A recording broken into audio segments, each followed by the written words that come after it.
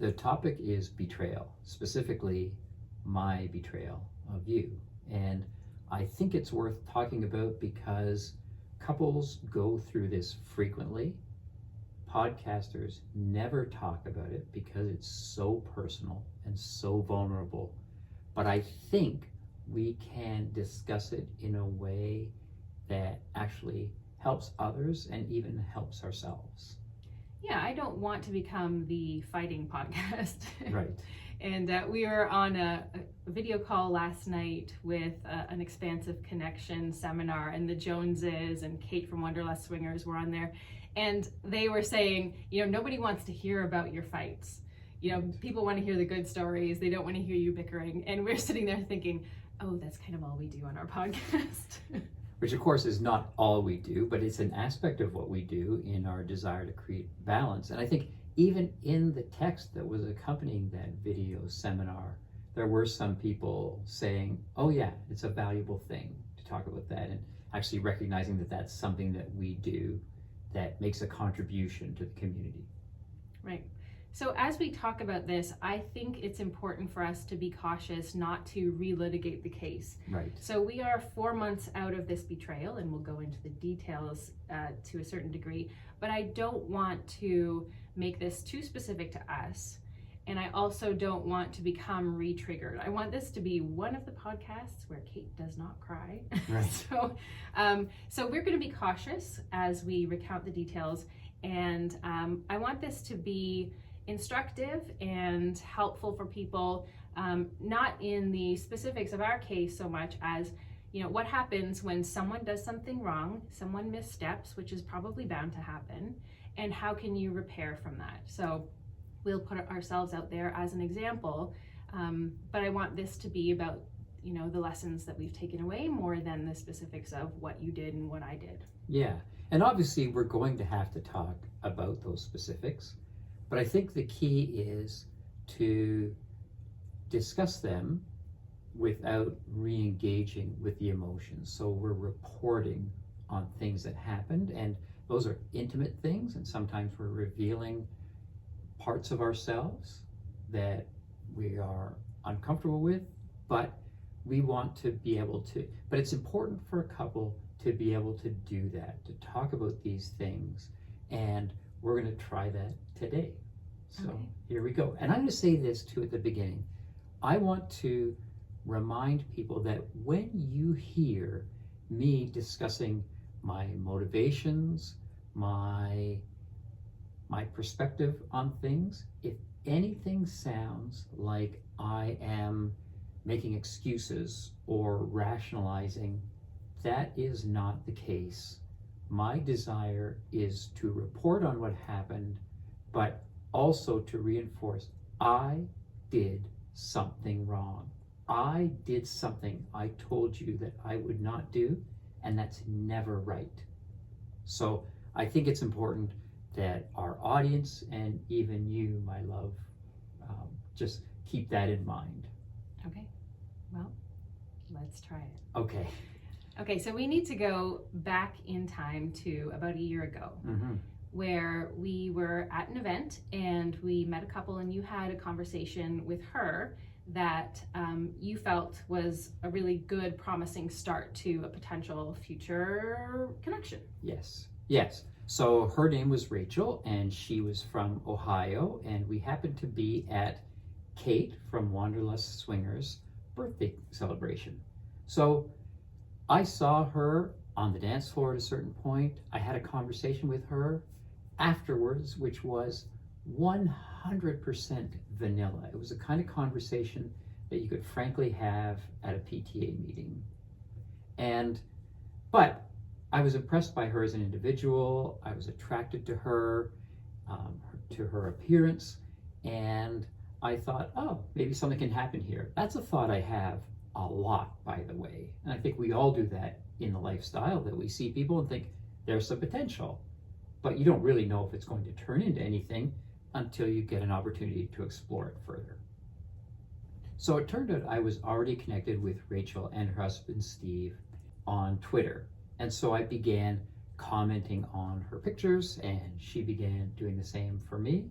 And as I am with I think you would say many women on Twitter or on Instagram, I was quite flirty with her. Flirty meaning complimentary, trying to make sure she felt good about herself, and she was doing the same for me.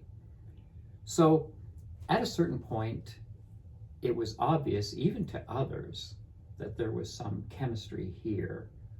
But at a certain point, I had something that I wanted to say to her that I didn't feel comfortable putting in those comments. So I sent a direct message to her. We had a bit of an exchange, and that happened a few times. And this was in my separate Liam Landon Twitter account that you do not have access to.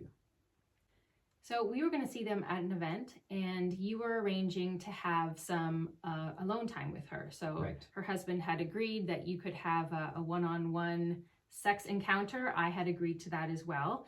And you were communicating some of the details of what you had planned, and I asked to see those details. So I didn't know that you guys had been in communication. So you showed me the messages.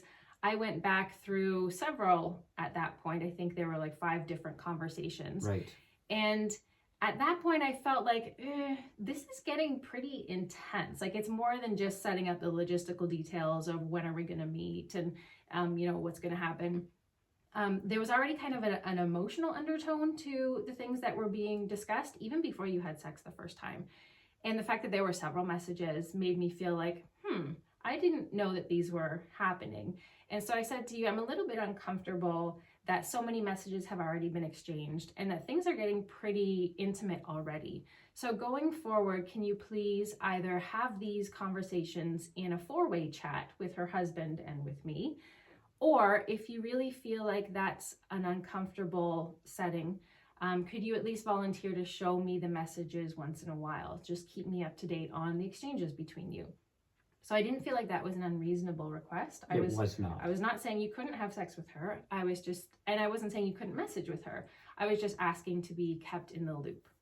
Right. So you agreed to that, and we went to the event, and you had the alone time with her, and you had a really good time sexually. And then what? And then after that, I felt like the most natural thing is to do some follow-up, almost in the spirit of that aftercare thing. And so now I'm getting into the rationalization. So it feels like the right thing to do. So I send her some messages just saying, hey, I had a great time with you, etc. But I had promised you that I would show those messages to you if I sent them. And I made a decision not to. And I think that decision has a lot to do with the fact that we were going through our whole separate dating drama. That's the background to this. And people who want to know about that can visit the episodes from last year. So I had a reticence to show you these messages, something that I said I would do, but I opted not to. So that wasn't just a decision you made one time in your follow-up conversations about your sexual experience with her. Right. That in fact happened over how many months? It happened over, I'm going to say 4 months. Okay, so for 4 months, you were chatting with her on a fairly regular basis, and none of those messages. So Liam, no one will be surprised to hear, actually created a spreadsheet in his whole defense of himself, outlining all of the conversations, the dates, the number of chats that went back and forth in those conversations. So do you want to give them the numbers, Liam? Over the course of the 4 months, how many messages were exchanged? Well, before we had that first conversation, when you said that you would like to see the messages, there had been 5 conversations. After I had agreed to show you and then didn't show you, there were 22 separate conversations with 204 individual comments exchanged back and forth. I also kept track of who started them. So Rachel started 5 of the conversations, and of the total 27, I started 22. So there's a clear pattern there. Right.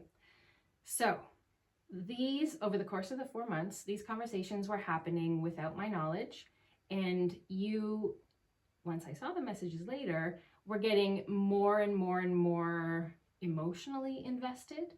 And so maybe we shouldn't jump ahead to that yet. So let's talk about how this was all revealed. Right. So part of, I should mention too, that we also saw each other another time during that 4-month period at another event, and you agreed that I could have time with her, which I did, which was again a very positive experience. And then I was messaging her after that and saying, after discussing with you, that she and her husband Steve should come to our Halloween party, which was going to be at the end of October. So part of the conversations that we had were about not using condoms, meaning we would prepare in advance that we would only have sex with each other, that we would get tested and share the results. And so that was part of what I was arranging in the messages. So I said to you one day, oh, I'm going to the clinic, I'm going to get testing, do you want to come with me? And you asked, why are you doing that? And I said, oh, because Rachel and I are planning to, again, not use condoms, and we want to be safe about it. And you looked at me quizzically, like, when did you arrange that? Right. Yeah, so that was revealed in the midst of a bigger conversation where I think the whole day started, and this was a day-long conversation, with you coming to me and saying that I feel like I don't have a lot of sexual desire for you, because at that point we hadn't had sex for 23 days, because I believe that I have some resentment about not being able to date separately. That was the beginning of that conversation that day. And so I was obviously concerned. We hadn't been having sex in a while. I was feeling really distanced from you. And when you came and said, I think it's because I have resentment about not separate dating, and I was confused, because I said, I have allowed you to separate date. You have, over the course of the year we've been talking about this, you've had 7 dates. That's close to your desired average of 1 per month. So I didn't know really where this was coming from. And then we talked for like 6 hours that day.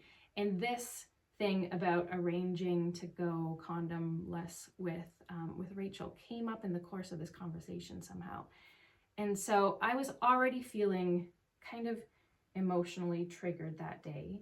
And then you said, I've made arrangements with this other woman to do a thing that I never talked to you about. I was like, oh, okay, where are these arrangements being made? I haven't seen any messages between you, and I clearly asked to see them months ago. And I said, can I see where those messages are? And so you kind of reluctantly, you were pretty scared, handed your phone over, and the volcano erupted as I scrolled back through and saw over 200 messages between you over the course of the past 4 months since I had asked clearly, please show me these messages. And that was it. I blew up. I was so triggered. My lid was so flipped. I was yelling and crying and swearing. I slammed the wall. I knocked over a chair. After I finished reading all the messages, I threw the phone down beside you on the couch, and it came dangerously close to hitting you. I lost it. And in my mind, this was just the culmination of a year of you wanting something that I was afraid of, and you pushing for it regardless of how it impacted me. And at the beginning, I was so afraid that the patterns from your past of you having affairs on your ex-wife, I was afraid those patterns would be repeated. And in that moment, I felt like, look, I was right. You are a liar. You are a cheater. You did betray me, just as I expected, just as I was afraid of. And so it wasn't just about that moment and those messages. It was about everything we had gone through in the separate dating thing over the past year. It was about you pulling away from me emotionally and physically in the past month. And then coming to me and saying it's because you're not getting exactly what you want in exactly the way you want it, even though I had worked really, really hard to give you as much as I could. I gave you those 7 separate experiences at significant personal cost. And for you to come to me and say, I don't want to touch you because I feel resentment because you're not giving me what I want. I was just like, are you fucking kidding me right now? I have given you what you want as much as I possibly can. And you've taken more at every opportunity. And here it is, you're taking more again. And I felt like that's it. Our marriage is over. Like I had an existential crisis. I was planning on how we were going to divide the furniture, on, where I could afford to live. I had just retired from teaching. I have no income. What the hell am I going to do? Like, this is where my mind went over the course of the couple hours between when you showed me these messages. And, when I finally passed out from exhaustion later, it was a really, really awful time, like the worst day of our relationship. Right. So I should clarify that when I said that the disagreement over separate dating was a cause, I was just speculating about what might be going on in my core. So as a freedom-oriented person, I thought maybe I'm just feeling, perhaps even unjustly, that I am being held back in a way that is meaningful to me. And so I didn't say, hey, I haven't touched you in 23 days, which, by the way, I don't know if it's really 23 days. Yes. We'll have records somewhere. I asked you to go back and check the records. You did. It was 23 days of no sex between us, the longest period in our marriage. Right. And I would also say that it wasn't because you were asking me every day for sex. There was something going on between the two of us. Sure. And that so I was offering some kind of explanation for why that might be. And I'm sure you did the same in that circumstance. But I want to emphasize, as I mentioned at the beginning, as soon as this came into the open, I apologized to you. I acknowledged what I had done. I said, I promised you that I would show you all messages between myself and Rachel, and then I did the exact opposite of that. I didn't do what I said I would do, and that is never right, and I am sorry. Right. And then, of course, the conversation continued, and there was lots of justifying and defending. So you would occasionally come back to that, but I did something wrong, but let me tell you all the reasons why I did it. So I would like to go into those reasons, and if you can avoid doing the defense and excuse thing and just try to, kind of coolly examine your motivations, that would be probably the most productive way to talk about this. But maybe we should take a break before we get into that. Okay. It's gonna be hard to do, Ned. Hey, do you want to come with us too? You want to travel with us fucked up people? Okay. Take some water. So you've asked me to clarify what was going on in my mind when I was making the decision to send messages to someone and not tell you. So I'm going to do that to the best of my memory, but I'm also going to ask you to check me. So if you feel like I'm edging into the justification zone and out of the speculation zone, then that'll help keep me kind of on the path. Okay. So there were a few things going on. So one for me was that I felt confidence in my mind that I was not hiding something from you that would ultimately lead to disaster. So I was not telling Rachel that I loved her. I was not planning with Rachel to get away together. I was not complaining to Rachel about you. I was merely enjoying an interaction. Number 2 is... Can I just say, first of all, yes, it wasn't just an interaction, right? These messages, we haven't talked with any specificity about what was in them, but they were very emotional, very relational. So there were poems exchanged. There was talk about when she was going to a sex party, you gave her permission basically to have sex with other people. And then when she was going to come to our Halloween party, you very awkwardly said, "This is very uncomfortable for me, but I would love to spend the whole night with you at the party, but I'm probably going to have to play with other people because I'm the host." So there was this sense of ownership of being in relationship in some sort of almost exclusive way where you had to give her permission and ask for permission to sleep with other people. So it was way beyond sexy, flirty fun. It was emotional, it was intense, it was frequent. And so, yeah, so it's important to know that that's the kind of interaction we're talking about. Right. So I think it's important to point out that that's how it came across to you. So I'm now telling you how it felt to me sending out. So there's nothing invalid about your interpretation. Your interpretation. Well, I was reading the words that were on the page, and I don't think I was misinterpreting anything. There were poems. There was an emotional undertone. There was permission granting and asking. Like, that was actually happening. I wasn't making that stuff up. Well, we can go to the record. Well, I'm going to tell you my perspective. And again, you tell me if I am misrepresenting the material. So the poems exchange, she's a person who regularly tries to understand her emotions and experience through writing poetry. So I didn't write any poems. She wrote poems, shared them with me, and then I shared my interpretation back. The second thing is, in terms of permission granted and given, I have, I guess, a sense of responsibility to people I've been with, and I don't want there to be a misunderstanding. So what I was actually trying to accomplish was saying, when you are at another event, I hope you don't feel exclusive to me, that you owe me anything, that you feel free to be with others. And when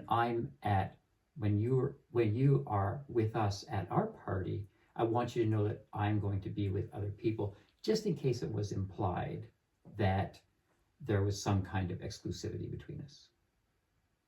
Okay, but you have never felt the need to do that with other people that we were going to see at an event or a party that you'd slept with before. So there was a sense that you owed her something that you did not owe anyone else in the same situation, right? There were, 5 people coming to that party that you'd slept with before. You didn't write all of them messages like that saying, "Oh, this is really uncomfortable for me and I want to spend the whole night with you, blah, blah, blah, blah." Anyway, we're getting a little too specific, and I think this is verging into defensive conflict zone, so we should probably back off a little bit. Right, I agree, but I think it is helpful for people to see how one set of words or communications are viewed by someone, yourself, from the outside, and from me, or by me, from the inside. So not that any one of those perspectives is right. As I said, nothing about your reading of the situation is wrong, crazy, irrational. It makes complete sense.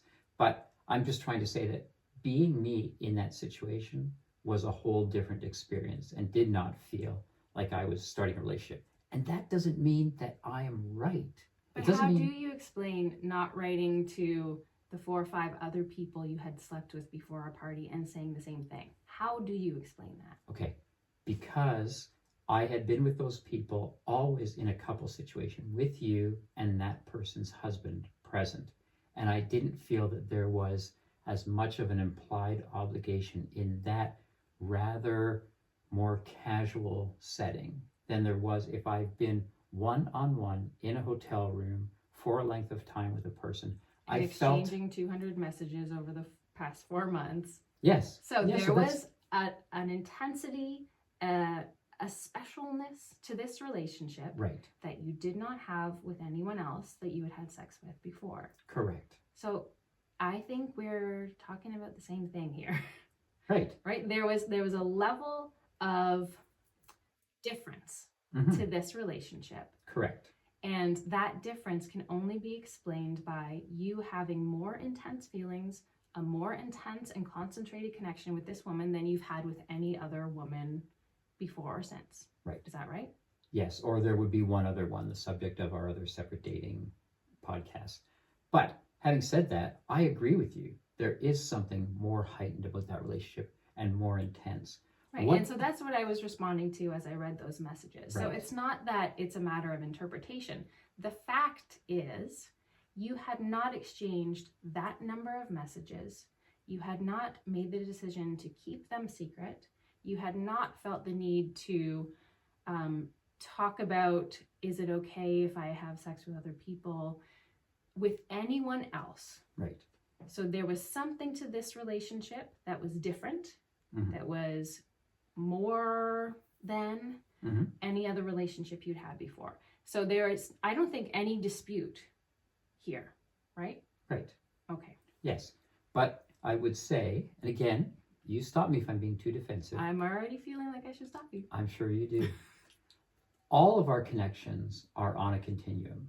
We have our least favorites, our kind of favorites, our very favorites. So to me, this felt still within the bounds of a relationship that was not disruptive to our relationship, but was at the highest level. So of all the people I had been with in the lifestyle, this person was at the highest level, but I did not believe, and again, I could even be wrong about this, but I did not feel in that situation that it was a person who had broken beyond the casual zone into, this is someone I could leave you for someday. Okay, that there is an enormous chasm between those two things, between casual and I'm leaving you. Right. So in the middle is all kinds of stuff that I am afraid of, right? So if you are taking steps toward becoming emotionally involved, if you are, as happened, not having sex with me, but in your messages to her frequently talking about how hard you are thinking about her. Right. If you are exchanging not just pleasantries and, oh, that was so hot and I really can't wait to see you again kind of messages, but the sharing of our breath and walking down the street, and I was so proud to have other people see us together, and, you know, our foreheads touch and blah, blah, blah. Like, there, in that in-between space, between casual and leaving me, there is a lot of stuff for me to be afraid of that was actually happening. Right. Like, you were taking steps down a road that I was not comfortable with, toward an emotional intensity, an exclusivity, a sense that you had something with her that you could not have with me. So that arousal that you talked about having for her in a period when you were not being aroused by me, all of that stuff is frightening for me. And it comes well before you leaving. Right. But you were taking steps down a road that were, in my mind, dangerous for us. Right. And you, at some level, knew that because you kept them secret. Right. So you haven't quite gotten to explaining why you decided to keep them secret. Right. So I think I started when I said that I felt great confidence that Rachel was not going to leave her husband and family, that I was not going to do the same, that whatever we were doing was not going to destroy our relationship, would not be something that would come out later as being, oh, the seeds of a disaster, that it was contained. So that doesn't mean that it was. It just means that that's how I felt about it. And I felt like I had other reasons too, which I don't know, I can share them if you want. I'll try them. Okay. So one is, it's always harder to take seriously in someone else what is not a problem for you. So for me, I would be happy to find out that you were having even private, even secret messages with someone else, and that there was emotional intensity there. In fact, you could use the word love with someone else and it wouldn't bother me. That doesn't mean that I should have been allowed to do something that I said I wouldn't. That is not a justification. But when you're measuring up the problem, when you say, for example, I am going to take money from someone, everyone knows, oh, because you can imagine what it would be like if someone took money from you. But when the equation doesn't work that way for someone, when you think, I wouldn't feel that badly about this, it's hard to take it as seriously. It's not right to not take it as seriously. I did a wrong thing, but if you're asking in genuine curiosity, how does this happen to someone? Partly it's because I can't feel the same sort of what if this happened to you feeling, because my feeling was that would be great. No, I completely think you are deluding yourself Okay. because we do have a precedent for this.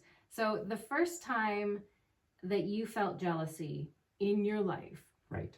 was back at the beginning of our relationship, and I think we talked about this in our jealousy episode, where I had my ex-boyfriend Derek take some boudoir photos for you for your 50th birthday. Right. And it was in the first couple months of our relationship. Right. And you hated that, not because I was doing anything wrong, but because a secret had been kept from you that you were Correct. not a part of.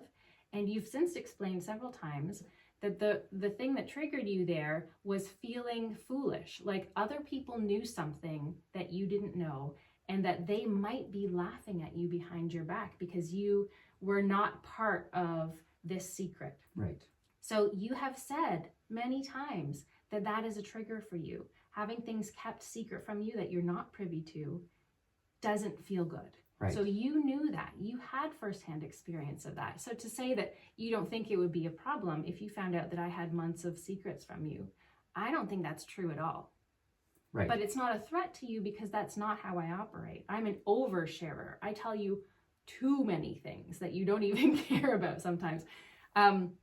So it's hard for you to imagine maybe this far out because that happened, the thing with Derek happened, I don't know, 11 years ago. And since then, I have never kept a secret from you. Right. Every step of the way with, the process of falling in love with someone else, you were involved with that. All of our chats You're were talking four-way about your chats. girlfriend? Yes. Okay, All so of the chats that I partner- had with her were four-way. And all the chats. all the chats I had with her were four-way chats between me and her, but our husbands were part of that. You guys were included every step of the way.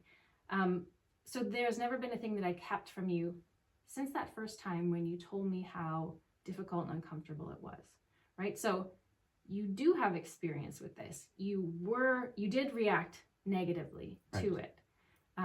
So I think you're deluding yourself. Right. So you make a very good point, and I think this is instructive to people because there are two perspectives. So I look at it and say, yes, I struggled with that 11 years ago. I worked through it, and it's since for the last 7 or 8 years has not been an issue for me. I don't have that jealousy. Because you haven't had to face it. I'm going to get there. I haven't had that jealousy, but you can also say that because Kate has done such a great job of making sure you're in the loop on everything, that you feel secure, that you can't even imagine that happening. And that's why you don't feel jealousy, not because of some great internal work that you've done, Liam, but because of the high standards Kate has set for herself. And the truth is, I don't know I have a feeling about what is the right answer, but what I think is important is when we're looking at what's going on in my mind, it can even be delusions in my mind that make it easier, but it's still a valid consideration, not to justify what was done, but to understand how a person does something that doesn't meet their standards. And I would say the fact that it did not feel like a threat to me, either because I had overcome my jealousy issues or because you had made me feel so secure, there was still a distance in terms of how I looked at this event. And that's what I think is worth pointing out so that when people are going through this, they take account for those two different perspectives and actually try to divorce, maybe divorce is not the right word, to try to separate the rightness or the justification of the opinion from the effect of the opinion on the person making a decision in the moment. Okay, so your two reasons for why you kept the secret so far are you didn't think that you were really crossing over any lines. So you weren't planning to leave me or fall in love with someone else. So that's the line Right. in your mind. Mm-hmm. I think the line needs to be drawn much earlier than that. But anyway, Sure. So you didn't feel like you were crossing the line. But if you didn't feel like you were crossing the line, why didn't you tell me? Because I thought that your reaction would be more trouble than the incident justified. So you're going to feel like it's an indication that I'm leaving you or potentially leaving you. I know that I'm not. So again, So you knew my line was earlier than your line. Absolutely I did. Okay. And so I thought, this is something that's innocent, it's fun, I'm enjoying it, it's no threat to our relationship, but if I bring it up, I'm not going to be able to send these messages. So again, I'm going to say this several times, not the right way to think about it. When I make a promise not to do something, I should be depended on to stick to it, and I didn't in this case.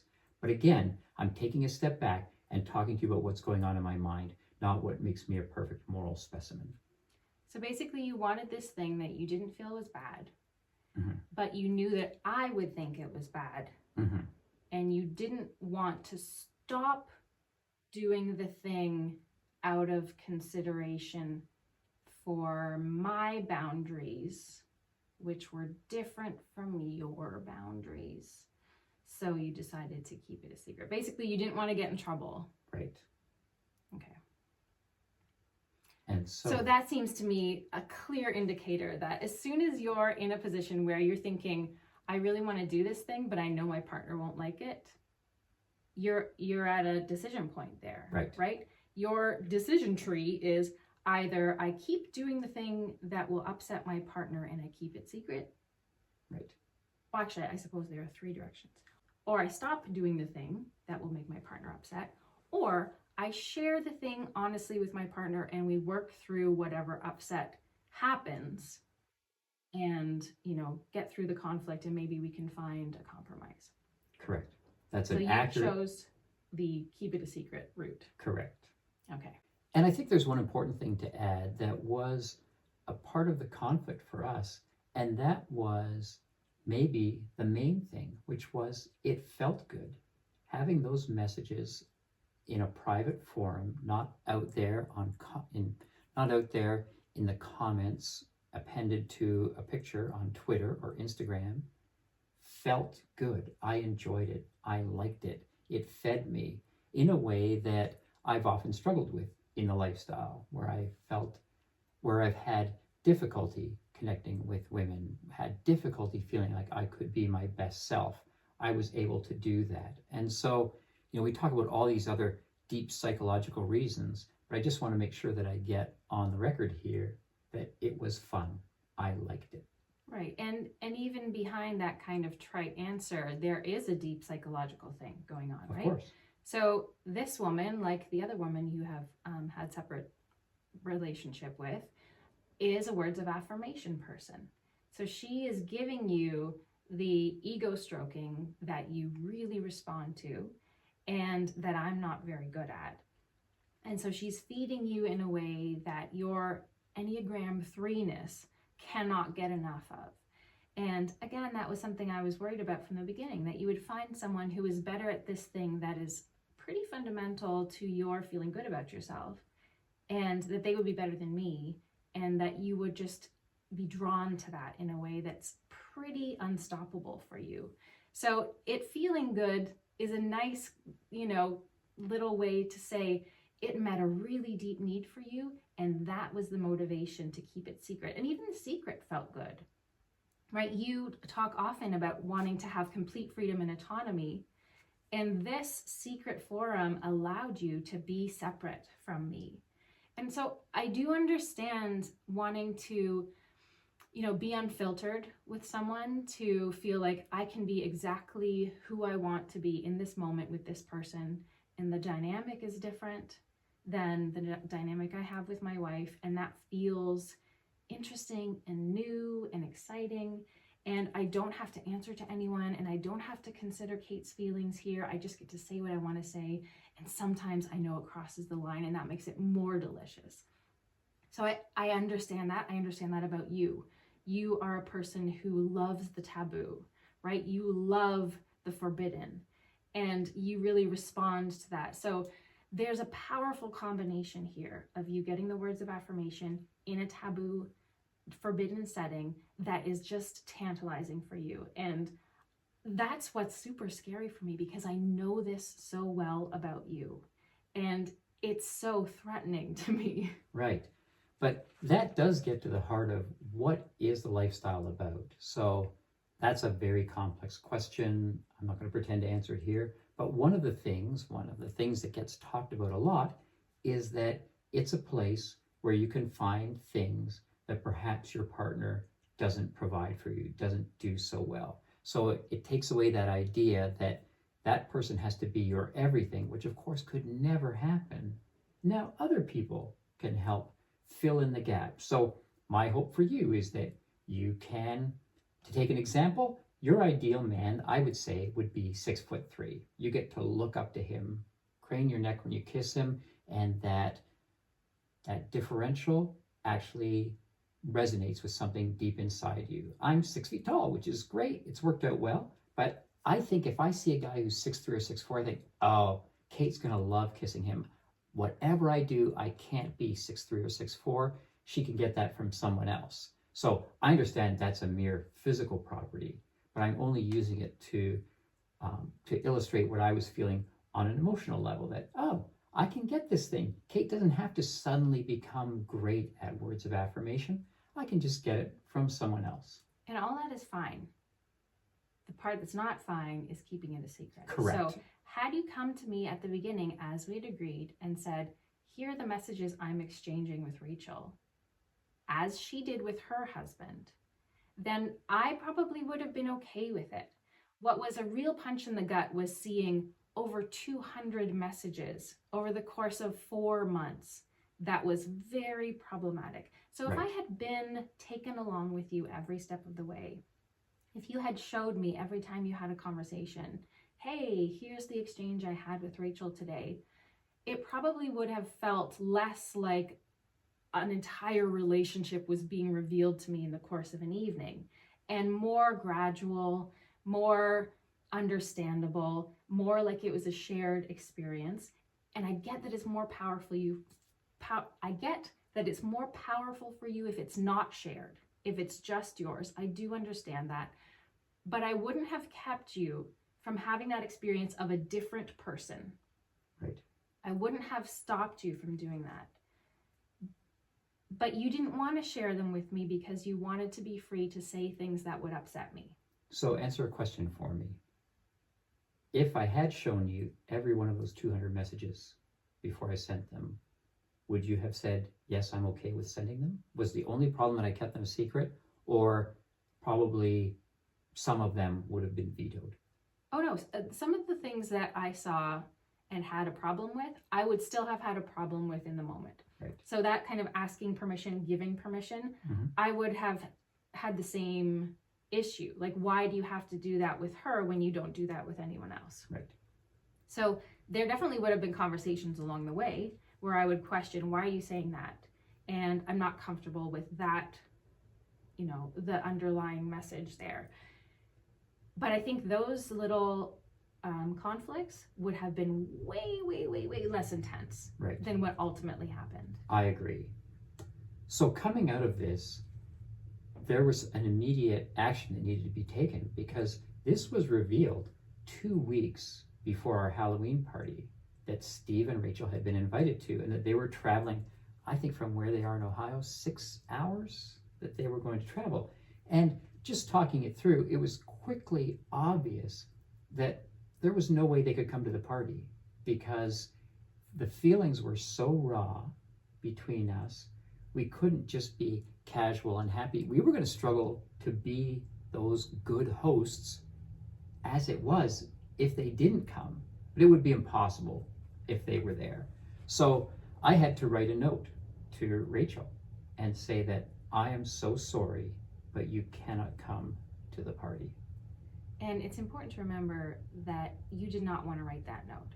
It took a couple days for you to actually agree that we should tell them not to come. You still wanted them to come. Right. And the reason was, I was so aware that they were going to be punished for something that I did and that they were completely innocent about, because they were completely innocent. Yeah, again, she had done nothing wrong. So the whole time these messages were being exchanged, she was taking them to her husband. They were sharing them and getting turned on by them. And she imagined that you were doing the same thing with me.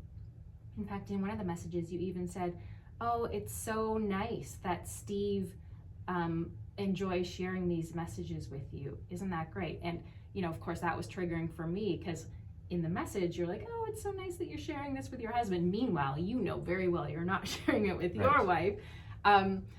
Anyway, so she was sharing it the whole time. She had no idea that there was any secretive nature to this, that it was illicit or forbidden in any way.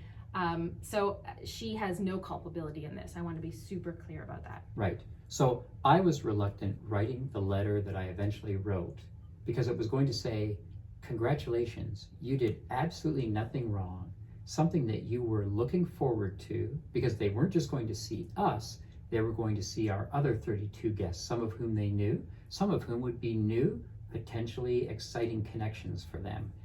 But I was going to have to tell them, you can't come, not because of something you did, but because of something I did. So it took me a little while to wrap my head around how I would say that. And of course, it ultimately involved just me taking complete responsibility that I did something wrong. That means you will not be able to enjoy this party. And I'm sorry that I have cost you this opportunity to have fun. And they were very gracious about it. Mm-hmm. They understood. They said that, of course, your relationship comes first, which again is another reason why I think they're such great people, because of their graciousness in a situation that was completely one-sided against them. Right. Okay, so we have talked in probably more detail than I wanted to about the specifics of this situation. But I think we need to maybe pull back a little bit and then talk about how we repaired after this, because that's really the point of this whole show, which is, you know, when you inevitably screw up, because you're probably going to if you're taking risks in this life, how do you fix it once you fall off the edge of the cliff? How do you scramble your way back up? And you have to scramble back up as a couple, and that's the difficult thing. It's not just an individual journey, although we both had our separate journeys in relation to this issue. Right. So the first thing we did was call up Catherine and say, hey, we need you again, please help us. Yes, Catherine, our therapist at Expansive Connections, and we're going to talk about that when we return in just a moment. Okay. So yes, we went to see Catherine, as we have in so many similar situations, and she was again helpful in getting us to talk about our perspectives and understand each other, and ultimately come up with an action plan for restoring trust and harmony in our relationship. Because as you mentioned, this whole thing blew up, not in the context of an idyllic relationship, but with a couple who were having problems in the background at the time. Right, and part of the context is remembering that I had just ended my first serious relationship with someone else a couple months before this came out. So I was not in a good headspace. Right. The previous year had been really hard. So I had many destabilizing factors. Having had this long-term relationship with a woman that had ended, having retired from my job and feeling kind of like I don't know who I am anymore. Our ongoing conflict about separate dating and all the ups and downs of that. And then to throw this on top, I have a history of mental health issues. So when I was in high school, I was anorexic and suicidal, and at times of great stress, so at the end of each of my previous 2 marriages, I have been plunged right back into that headspace. And I was again here. So back to the disordered eating and all of that anorexic brain stuff, feeling like I was ugly and stupid and no one would ever love me, suicidal ideation. I had a couple of really, really low nights that you unfortunately witnessed, where I felt like this is just too hard. I would rather just not be here. And you mentioned the D word. Yes, yeah, with some level of seriousness. Right. Because I didn't feel like I could go forward in a relationship with a person that I didn't trust. Right. And who didn't prioritize my well-being. So it was a very, very tough period. And Catherine was helpful in, she uses the internal family system model of counseling.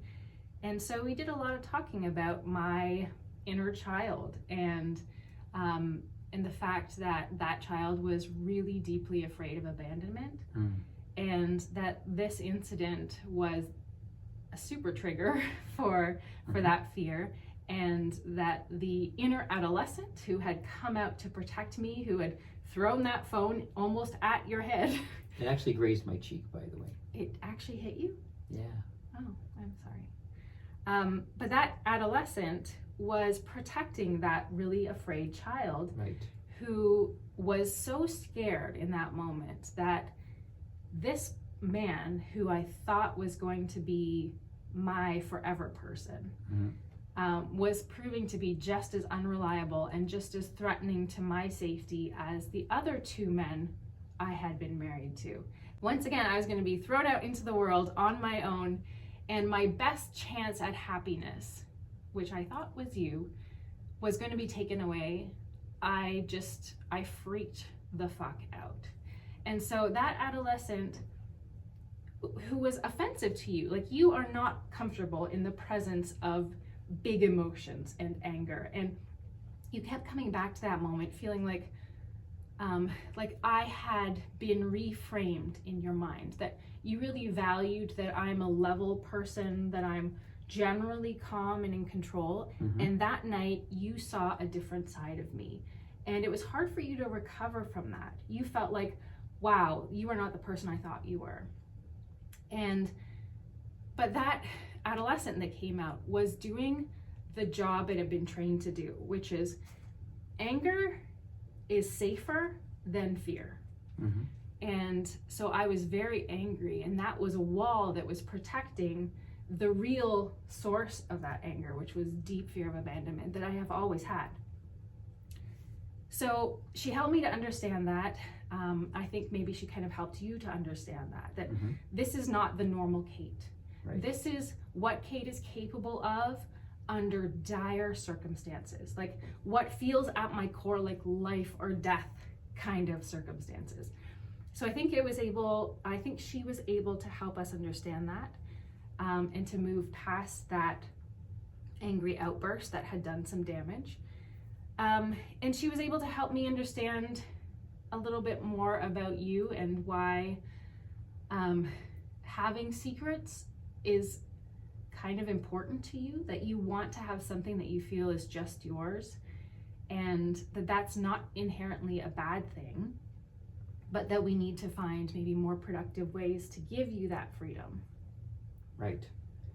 Yeah, so it's interesting, when the D word came up, divorce, I laughed was my first reaction. Because it's really offensive to me. Yeah, I'm sure.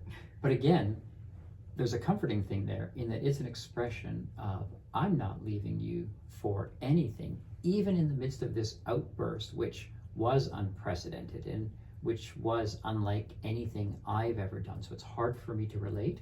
I feel like, okay, I'm seeing this side of you. I don't love it, but I have to always put it in the context of the totality of everything that I love about you. And nothing about it changed my perspective on you being the best human being I've ever met, the person that I want to be with forever, unreservedly. And so that laugh was actually an expression of the certainty of my love and commitment for you. But I get, it doesn't feel nice in the moment. It feels like someone's not taking things seriously. Right. Another thing we did to help with the repair, in addition to understanding ourselves and our motivations better, was we committed to prioritizing each other. So part of our problem was, I think so much energy had gone into your desire for separate dating, and then when you had the opportunities, you're planning for them and getting excited about them and putting a lot of effort into them. And I felt like I wasn't getting the same level of energy from you. So we decided to go on dates, to put some time aside where we were being really conscientious about doing something nice for each other, for ourselves. One of those dates went very wrong when you took me to the same hotel you had taken one of your overnight dates to. And we showed up and the guy said, "Oh, I remember you. You were here recently." And I was like, "Yeah, you were here with another woman. Thanks, buddy." That was kind of a bad move. Even on Valentine's Day, you took me to the same restaurant you had taken that woman to. And so both of those things were triggers for me where I felt like, okay, yeah, we're prioritizing us, but what am I getting? I'm getting somebody else's leftovers. This doesn't feel good. This doesn't feel like I am special. It feels like you already made this plan for a date with someone else, and now you're just reusing the same, operating procedure for me. But we've had some very good moments too. But I have to clarify a couple of things. You mean defend? No, you tell me if I'm if I'm blurring the line between explaining and defending. First of all, there were no overnight dates. I've never spent an entire night with another woman. So okay, well, you got a hotel and you went to that hotel and yes, fucked this woman there. Yes, with your permission. And then she had gone and I had stayed overnight. So I just want to clarify that because it's part of what happened. And those situations where I brought you to that same hotel, I was very specific. It's a boutique hotel with the manager that I wanted to be in a different room. So it was a different experience, but it's great. And I was imagining you saying, "Wow, that's an amazing hotel. It's very unique, the only one of its kind in Toronto, the Ivy at Verity. If you're coming to Toronto and want to go there, it's great." But if you had said to me, "How come I wasn't good enough to go to that hotel?" I felt like, oh, I'm going to take her to the exact same place to show that I don't treat anyone else better than I treat Kate. So of course, there's another way to read that, which is that you're just giving me leftovers. You're just working from the same playbook with me as you did with someone else. But I'm just telling you, that was the way I looked at it for myself. So anyway, but, sure. So was that too defensive, or is that a reasonable perspective? Yeah, it's fine. So another thing we've done that has been helpful is we've started having the 3-hour sex date, yes, which I think later we need to do an entire podcast about. But we heard on someone else's podcast about this idea of kind of locking yourself in a room for 3 hours and committing to not leaving that intimate space for the full duration of the time. And it's been really remarkable. Like, it sounds like it's just a matter of add a couple hours to what you normally do, but being forced to fill 3 hours with just each other and to kind of bring some inventive imagination to that time, we've agreed that we each get a turn to kind of curate our sex dates. So you can come with your fantasies and with whatever toys and music and lighting you want to bring to the situation. And then the next week it's my turn. It's been remarkably healing, I think, for us to feel free to share our fantasies, to know that we're not going to be turned down, because when it's your week to curate, you can ask for anything you want and I will not say no. And to connect with each other in an intimate, physical, and emotional way that we had been kind of neglecting because so much of our energy had been focused on our sexual time with other people. And, there have been months, I think we talked about in the past, where every time we had sex, it was in the presence of other people. So to really prioritize us and to remember, what is it that I love about you? What is it about you in particular that turns me on? What kind of things can I imagine doing with you that we haven't done before? Maybe I've done with other people, but I want to experience it with you. That I think has been helpful and healing for us. Right. And we should mention that idea came to us from Kim Anami. Mm-hmm. Yeah, it was her podcast. Yeah. Right. Another part of the action plan was more practical, and that was that I would not bring up the idea of separate dating again, that if I am sending messages to anyone, because it's important to point out that at the time that I started with Rachel, I was also occasionally sending individual direct messages to other women as well, not with the same consistency or intensity, but it was something that happened. So I had to remember not just that I would not do that that I would not send direct messages to Rachel that you couldn't see, or if I felt a need to do it, that I would show you and talk to you about it first. But that would extend to all the other women I come into contact with and might feel inclined to send a direct message to. And to your credit, you've been very good about that. I've showed you messages in the last 24 hours that I was sending to individual women that I had connected with at Room 77's flirtation event in Mexico, which we were at just recently. And I showed you those messages because I did not want to risk misunderstanding what might be important to you, what might feel triggering to you. And it was easy to do. And you were very reasonable and even encouraging of me, which I appreciated. Mm-hmm. Another thing Catherine said we need to focus on is for you not being defensive, Mm-hmm. because that is your go-to position, and that feels very invalidating to me. And I have to say that for me, I can be two things at once. So yes, I made a fulsome, direct, unambiguous apology to you about what I had done. But I'm also tempted at all times to deal with the meta issue of, am I a good person? And that's where my defensiveness comes in. So I can apologize in 10 seconds and then spend 2 hours trying to convince you that everything you've witnessed doesn't mean I'm not a good person. And it does not help. Anyone out there who's inclined to do that, who recognizes yourself in my actions, don't do it. It just completely takes the power of your apology and diminishes it in the context of this much larger self-defense that you mount. Right. Well, yeah, it kind of erases the apology, because if you say, I'm sorry, but let me tell you why I'm not wrong, it doesn't sound like you're truly sorry. So we've decided to be a little more simple and straightforward with our communication. So when you say I'm sorry, that's it. That's the end of the conversation. Right. And then later, especially if the emotions are high, later, once we've cooled down and once we're in a better place, then we can talk more coolly about, here's what I was thinking, and here's what my intention was, and then it can be heard and received by me. But in the moment when I'm feeling triggered and you're apologizing, that's all I want to hear. I want to hear, I'm sorry, give me a hug, calm my nervous system, and then maybe the next day we can talk about what you feel like you need to explain in order to understand that you're still a good person, which I still think you're a good person. Another thing, in addition to you being less defensive, I've been really trying to be more affirming of you. So I feel like I've worked hard on this over the past few years, and I don't know if I'm doing better or more affirming now, or if you are just more able to hear it from me. But you sent me a note the other day saying, I'm really hearing you. You're saying nice things to me, and you enumerated 4 or 5 things that I had said over the past few days that you remembered. So I think it's breaking through.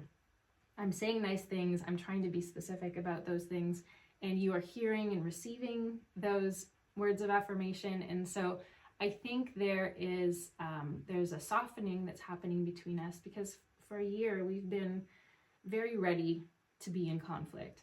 And I think we're both tired of that, and we just want to let it go, and we want to heal. And I've been holding myself gently and trying to be softer with you, and I think it's mostly working. I do too. I think we're in a really, really good place right now. And at the risk of trivializing it, I think we're experiencing that thing that was talked about in The Ethical Slut, which is another fucking opportunity for growth. Or anyway, I think we're experiencing that thing that people talk about a lot, which is those hard times are actually an indispensable part of getting to a better version of ourselves, a better version of our relationship together. And I think that's the case now. I think we are stronger for having dealt with this stuff over the last year than we were when we were gliding through relatively easily on a cloud of good feeling and happiness. And we were really able to test our level of healing last week when we saw Steve and Rachel at the Room 77 event. Yeah, and that was tough, because I came to you at one point and said, I'm inclined to just write them a note, because... No, you wanted me to write them a note. Okay, I'm inclined for a note to be written. So here's the challenge that we faced. And again, this comes back to what I was feeling last year, which is I did feel a responsibility. I did feel like it was going to be noticed if we don't have sex with them. Although they were aware of the disruption in our connection last year, and I had told them all about it when I said that we wouldn't be able to have them at the party, I still felt like maybe they would think, okay, that's over. The storm has passed and now we can get back to where things were. So I thought the choice was either I write a note and say, there are still raw feelings there. It would be a mistake. It's not because of lack of attraction. It's because we need to still invest in our relationship, and that means not rekindling that sexual connection. So I thought I can write that note, or you can write that note, just woman to woman sharing. So I was really just reaching for the best way to do it. But ultimately, we decided not to do anything. Right. And that was because I said, no, not my responsibility. No, you approached me and said, I think it would be good if you wrote Rachel a note and let her know that things are still difficult for you and it's not her fault, but it's probably not going to be in the cards that you two are going to play at that event. And I said, no, that's not my responsibility. You screwed up. You changed the dynamic of this relationship. Had you not kept secret messages, you could have had sex with her. It would have been fine. It was fine in the past. And I felt like you were kind of deferring responsibility to me, and that felt unfair. So there was a little tweak at that moment. But ultimately, what I said to you was, why would you do that? Again, there are several people at this event that we have slept with in the past. We are not writing to all of them saying we're probably not going to guarantee that we're going to sleep with you at this event. No one else is getting that consideration. And I feel like we should just treat them like any other people we've had sex with before. And, if it happens, cool. If it doesn't, no problem. Like, there are no expectations and no responsibilities, no obligations. And that's how I prefer to keep things. Right. So we saw them. We had many pleasant conversations, but there was no sex. Right. And it was never specifically addressed. Right. Until now, because they listen to our podcast. Okay, well, there you go. There's the explanation. Yeah, so what do you see for the future with us? This issue, all issues have obviously various phases in their life cycle. So there's a very intense beginning. There is a restoration of equilibrium, but there are always long-term ramifications. Do you see any in this situation?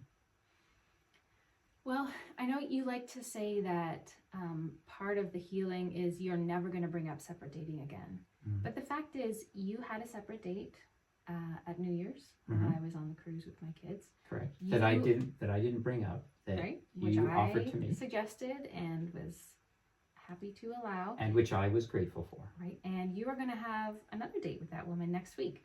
Right. A lunch date, not a sex date. So the separate dating thing is still on the table. Mm-hmm. And I think giving me the, I don't want to say power, that's an ugly word, but giving you a voice, giving me the freedom to say, okay, I'm feeling healthy and strong in this moment, and I feel like I can handle this level of separateness for you. Mm-hmm. I think that's good. So rather than asking for it, you are waiting for me to suggest this would be a good time. Go ahead. And I don't like feeling like I have control over you, but it does give me the sense that I have control over me. Right. And that when I'm in a place of strength that I can give you this thing, then it's a gift that I can give you. And again, I don't know if I love that language, but anyway, that's where we are. Yeah. Well, we're in that place where language often fails us. So we have emotions that are at work within us individually and within this collective space we've created as a couple. And some of those things can be put into words really well. And we do a podcast and fill hours at a time with that kind of conversation, but other things can't. And so I think around that whole idea of permission, around control, safety, we're really moving forward on instinct. Well, and I think we are doing a better job now of moving forward together and considering each other rather than just being entrenched in our individual positions and desires. So before, you were really driven by, this is what I want. I want freedom and autonomy. I want to be self-determining. And the justness of my desires. Right. And now I think both of us are doing a better job of looking to each other and saying, okay, there are some things I want, but I also really want you and I want us to be happy and healthy together. And that is the first place we look. Right. And then once that feels safe and secure, then I can say, all right, I love you. I feel safe right now. I want to give you the thing you want. I know that desire has not gone away. And so I'm going to give as much as I can, as regularly as I can. And it might not be the frequency you would ultimately like to have on your own, but it's the best I can do. And I think you are maybe in a better headspace to accept that and feel gratitude for it.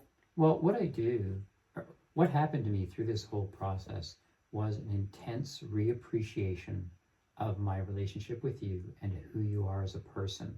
So at some point, you never said this as an ultimatum, but as a thought experiment, I said to myself, would I trade what I want, just separate dating, for my relationship with you? And the question isn't even over before the answer comes in resoundingly. I value everything I have with you. I love you so much. I find you to be the most improbable of human beings. I can't believe I found you and have you in my life. And there's no competition. Nothing that you could say no to that would tip the balance. So once I had that in my mind from that thought experiment, that if I had to choose, I would definitely choose you and it wouldn't even be close, then it recast all of the experiences of the last year as being, for me, about adjustment. So how do I protect this thing I have with you while still being an autonomous person who has desires and who wants things even beyond the relationship? But the hierarchy was firmly established in my mind in a way that it always had been, I felt, but perhaps not as strongly as it should have been. So the result is that it's easier for me now because I value you so highly, and it's showing up in those 3-hour sex dates and in my imaginative life between the sex dates, which is I am filled with the dirtiest fantasies that involve you at the center. So maybe we should share them on a future podcast. Maybe if we do that podcast about our 3-hour sex dates, I'll actually tell people what goes on in my mind. But yeah, but the fact that you are at the center of those fantasies and we've created a space where they can be explored safely, I am so turned on by you right now. It's amazing in our 12th year now that I'm still coming up with new ideas, that you're inspiring new desires in me. And I have the sense that nothing is stopping them from happening. It's not like, I have to convince Kate of this, that's going to be tough. It's like, no, she's basically said, I'm good to go, whatever you want. So I have something very valuable with you. I know that. And it has come alive for me in my imagination in a way that it had not in the past before this whole year of struggle. Which is so interesting because I feel like I have not changed at all in my sexual openness. I've pretty much always been open to, if you say, do this crazy thing, almost every single time I've been like, yeah, okay, let's go, let's try it. So I feel like, once again, it's not that I am doing something vastly different than before. It's that you are receiving it in a more open way. You're maybe believing it more fully and deeply than you had before. Right. And part of it is another thing Catherine helped us with, which was reframing the idea of freedom and choice. So for you, your freedom and your desire for, for choice was directed outward. So you always felt like in order to be free, you had to go out there into the world and do whatever you wanted. And she helped you see that actually your freedom is to choose this relationship and to choose me. You can decide that I want to prioritize Kate in this relationship, or you can decide that I want to prioritize dating other people.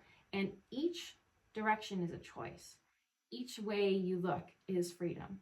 So you are exercising your freedom, not being controlled by me, but understanding these are my limitations and these are my fears.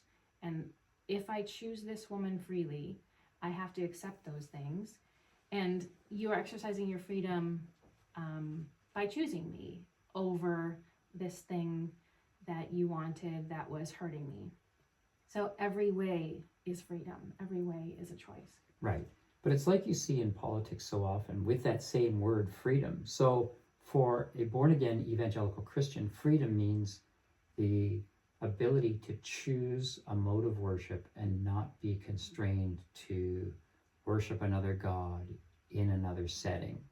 And to the liberal person, it means the freedom to have polyamorous relationships with other women. So they're both talking about freedom. Freedom's so important to them, but they have different goals with their freedom. And so I think that's what was happening with me and with us.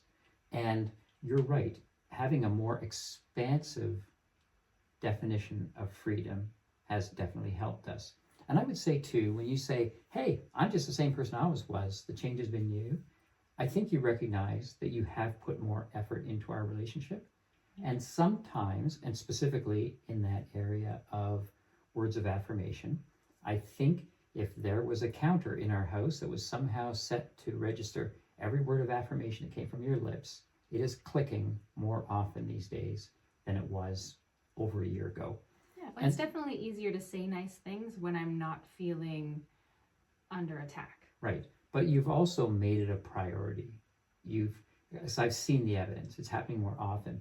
And so that's also connected to, yes, you've always been a very open person. Anyone who's seen you at an event knows you're a very open, carefree, sexual individual.